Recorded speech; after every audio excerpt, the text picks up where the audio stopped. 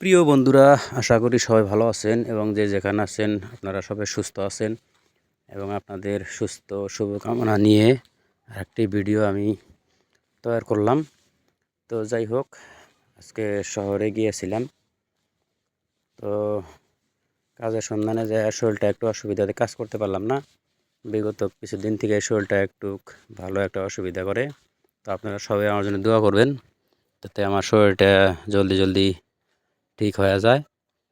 তো সেই জন্যে নতুন কিছু ভিডিও আমি বানাইতে পারতেছি না, মানে যে ব্লগ আকারে যে ভিডিওগুলো বানাই সেরকম কোথাও যাওয়াটা সম্ভব হচ্ছে না। তো কারো পরিবারও সেরকম পুরো অ্যাক্টিভ থাকতে পারছি না।